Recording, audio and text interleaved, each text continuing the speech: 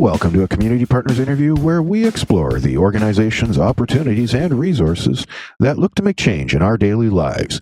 I'm your host, Sean Pickard, and you're listening to Voices for Ability Radio, all abilities, all the time. Today, I'm joined by Ghofran Alyass, who is the founder of Beyond Abilities International. Beyond Abilities International believe in creating an inclusive world for people with disabilities to thrive. It is created based on the principles of equity, diversity, and inclusion, which they work towards at Beyond Abilities International on a daily basis to make a difference in the lives of people with disabilities. Their focus is on all these principles, but especially on inclusion, because they believe people with disabilities are people first and deserve to be included in all aspects of this society. They work with them to empower and encourage them to reach their potential and become the achievers and change makers that they are. Whether you're thriving through your education or finding a job or making sure you have access to your basic needs like a mobility device, they've got your back. Thank you for joining us today, girlfriend. How are you? I'm good. How are you? I'm doing well, thank you. Now, before we get going too far here into Beyond Abilities International, let's talk a little bit about the Ghofran Alyass experience. Tell us a little bit more about you. What inspired you to start Beyond Abilities International? Why work with individuals with disabilities? Yeah. So I think the slogan, the motto that has lived for years in the disability community, nothing about us without us, stands true and hold power within this organization because I myself am a disabled person. I am a wheelchair user. I have spina bifida, and I was born and raised in Iraq, which is um, at the time that I left, especially a time of war, a time of turmoil. Uh, I did not have access to the things that I needed whatsoever. And I'm someone who was told that their capacity to live is not uh, one that's long, one that would not last past 24 hours. And I think this, in addition to many experiences that I've had accessing resources when I lived in Iran, accessing resources when I came here, even, um, were the driving force to starting this organization because um, I live these things on the ground, but I know that there are other voices to be amplified and to kind of bring into the forefront. Yes, everybody has their own story. It's a unique journey we're all taking here. Indeed. Now, while doing my research, I saw that there are a number of programs and services that are available through Beyond Abilities International. Let's talk a little bit about those programs and services. What do you have available? So we have an arts program for children, children and teens. Now we've expanded it.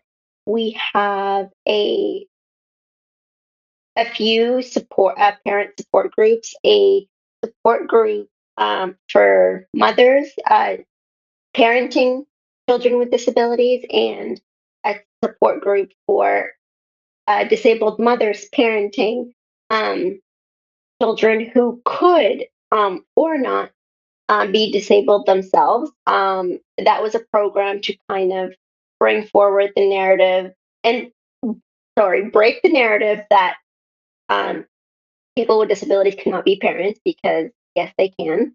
And two, to bring the narrative forward that um, even disabled parents, disabled mothers, go uh, through the day-to-day challenges with their children, disability or not.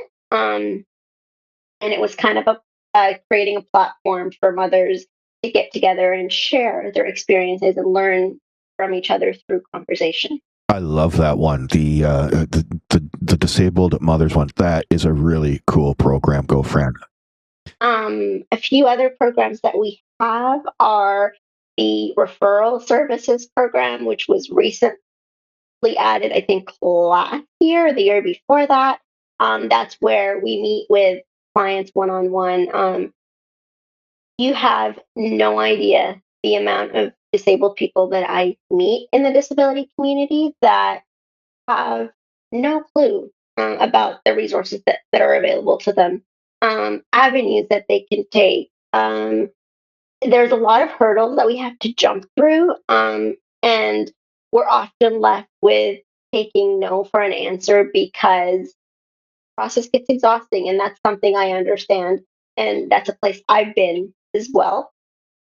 So um, I don't want people to take no for an answer, and I want them to find the answer to um, referrals to services that they have access to in the community. So there's that.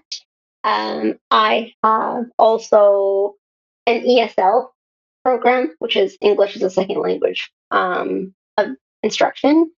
And that's a program that holds a special place, particularly for me, because I did not start school until I was 11. And this is now years back. And when I came to Canada, I often came across those centers that deliver ESL programs and often ask my parents, can I go here? And they're like, no, you're too young. You can't go there. You'll just have to wait to be registered into your own school. And that was when it really got me thinking, even at that age, what if you do come to the country as a mature student and don't have the ability to go to like um, high school or like pursue primary education or secondary education, and you need to get to improve your language skills first. And I'm very much aware that this is one of the many spaces that people with disabilities are left out of. So that's how it was created. I love that story, Ghofran. But let's step back a minute because you mentioned something that really stuck out at me, which was taking no for an answer.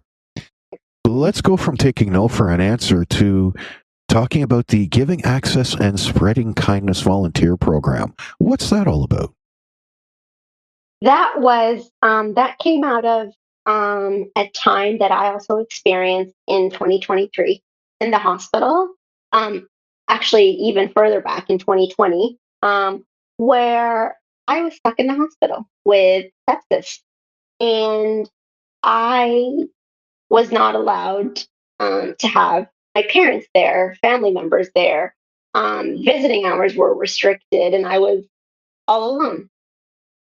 Um, and I thought about the very many people in the disability community that don't have family here, that don't that who have working parents, working relatives that can't um, give as much time to them as they would need to or that they would deserve. Um, and I also thought, on the other side of that, the number of people that are looking to volunteer to get placement hours for high school, community service hours for college programs, et cetera, et cetera. So I put two and two and started kind of reaching out to see interest, even amongst friends who would be willing to do that and go out to visit those patients in the hospital, just to be there for conversation, to be there to distract them from that very dark place that I have been in several times throughout my life.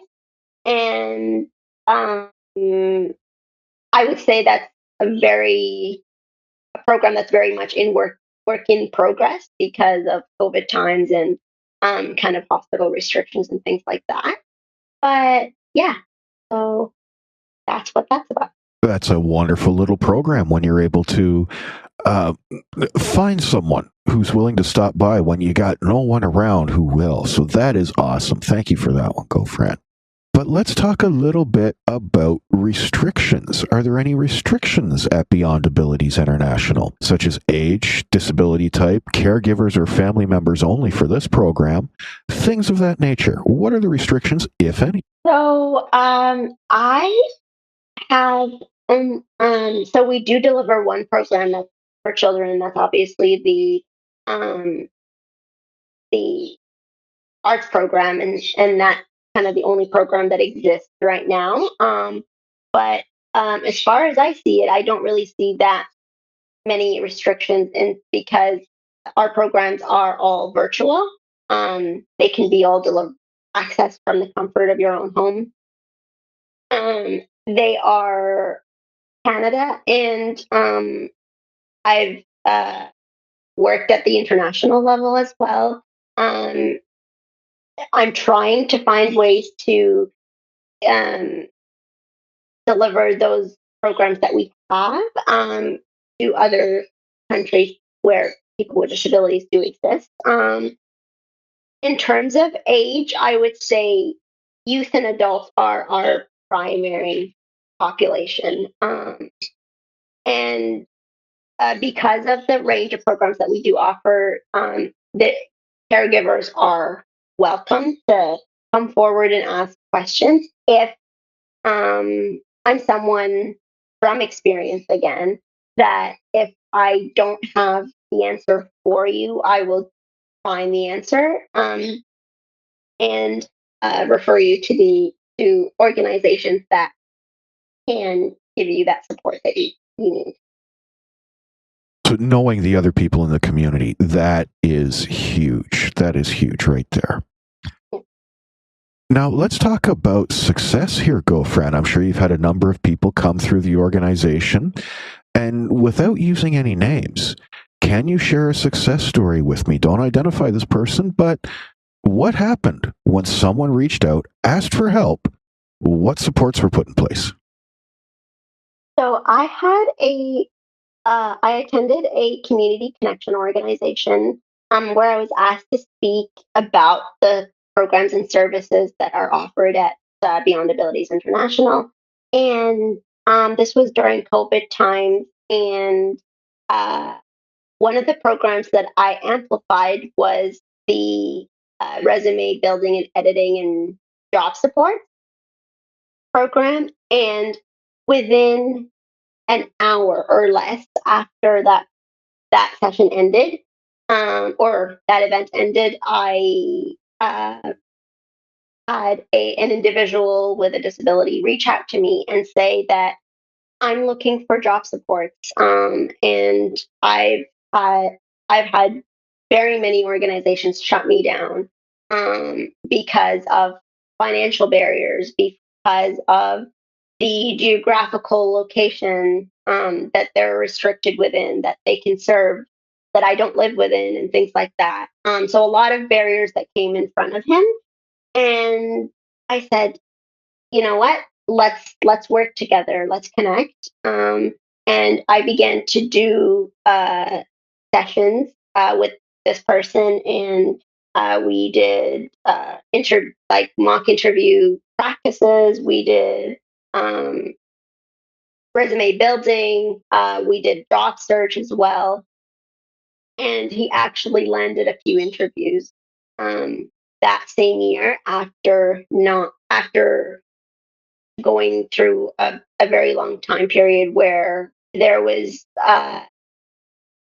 no jobs for him. And it was particularly challenging because his disability was an acquired disability, um, and he he really needed someone. It is incredible how much the acquired disabilities can impact an individual's way of life. So thank you for reaching, or thank you for helping with that one, is what it should be. Now, every organization looks to have, a couple events here and there just to, A, get the name out, B, hopefully bring in some donations and help keep the organization going. So are there any events coming up for Beyond Abilities International? What's happening? I'm trying to kind of brainstorm ideas. As I said, this is an organization that started in 2021. So, right, kind of like the second year that COVID was there, it was one lockdown after another. Um, so a lot of our things have been virtual and kind of I've started a GoFundMe and done fundraising capacities that way and things like that. But right now I'm working tirelessly to connect with other organizations to kind of partner together and see what events we can come up with. And yeah, um, I have in the past organized kind of an information fair where I had the idea of bringing many organizations together, including ours, to provide those answers to families and caregivers of what's out there for them. So that's something I am thinking of bringing back, and hopefully that there will be more interest. Perhaps that could be something more towards the spring, summer, where people can get out because knowing me as a wheelchair user, I empathize with a lot of people that can't get out in the snow right now. Yeah, 60 inches of snow in Toronto is not a friend to individuals in wheelchairs. Let's be No, honest there. no, No. no. Now, this next question, Ghofran, I'm really, really curious about what you're going to say on this next question because you have a little bit of international flavor that you can add here, Ghofran. But what is the one thing you see happening over and over again to individuals with disabilities that shouldn't be, and how do we stop it? Oh wow. I would say exclusion. Exclusion, please carry on. They're excluded from a lot of spaces. I would say it's almost that's almost painful to express to say that I am a person who feels as if they're in a place of privilege, having um, pursued a career in education where I am an educator outside of being um, a outside of being uh, the founder of Beyond Abilities International. But I would say one of the things that comes to mind right now, and what exclusion means, is um, I for now a year and a half I've been an educator at George Brown College, working as a professor, and I was actually a graduate at George Brown from George Brown College, and getting to see the difference in the accommodation process that was that I had to go through as a student versus as an educator, and where seeing how drastically easier it was. I mean, yes, I had to go through hurdles still, but people with disabilities are left out of spaces because of those bureaucratic processes. And as a student, I had in order for me to access accommodations, I had to provide this whole assessment that was several hours long, and then provide a report in order to get maybe five or six accommodations. And um, for me to get two accommodations as an educator, or maybe three, I had to just go speak to my manager. That's interesting.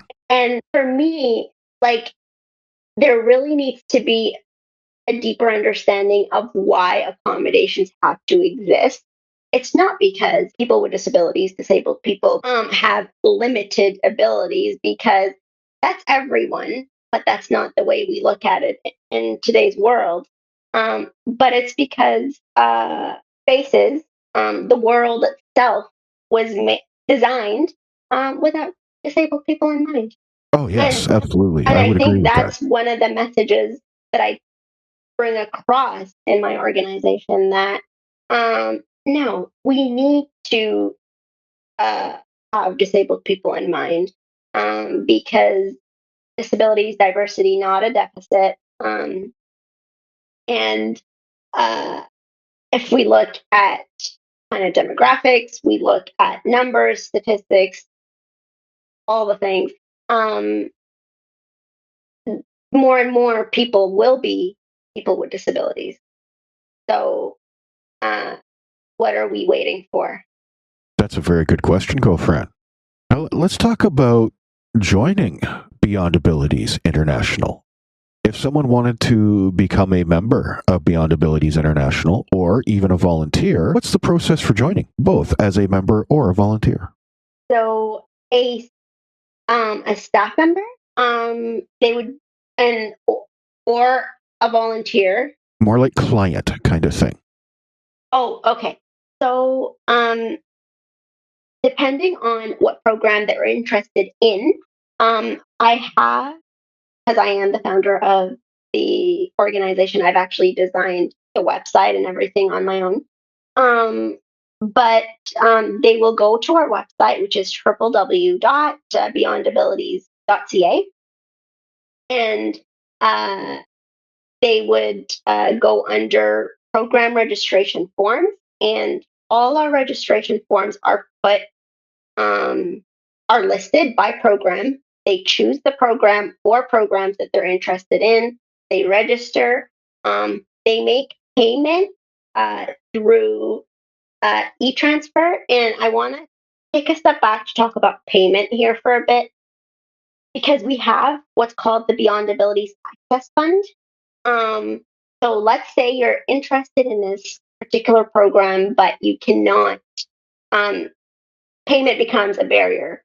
Does that mean you're going to back up and decide not to join? Please don't do that. Reach out. If you cannot find the application for the Beyond Abilities Access Fund, I will send it to you myself. I can, I or our other staff members can help you fill it out. And what we'll do is through the funding pool from donations that we have, we'll take the amount that you need and get it paid for and get you just registered into the program of your choice. That sounds well. That's an incredible option to have available for anyone. So great work there. Because as I said, I the goal here is to remove barriers and being someone who was previously on ODSP, on and off, or continuously, I understand what it is like to have financial barriers. Even as an educator today, it doesn't mean that you have all the money in the world because you are dealing with, economic struggles and things like that. So don't let that stop you. Absolutely. Absolutely.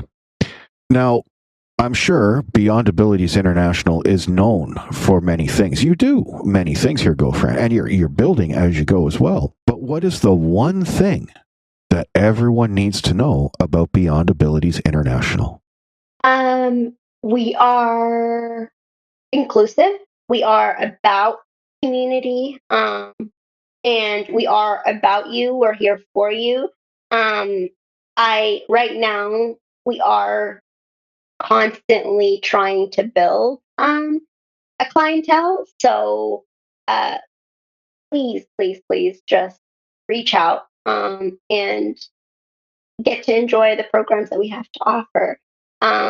And as I said in the beginning of our discussion, if there's anything that stands strong and builds the foundation of Beyond Abilities, is it's that nothing about us without us, and um, nothing about this organization. This organization would not be here if it weren't for disabled people.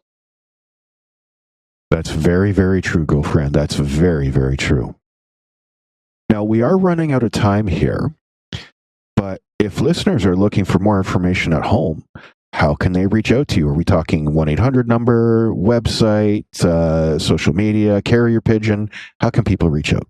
So right now, the best way to reach out to us is via email at beyondabilities51@gmail.com. Once again, beyondabilities51@gmail.com. I'm happy to send that information over to you to put in the links or whatever. That information can also be found on our website at www beyondabilities.ca. The email is hyperlinked.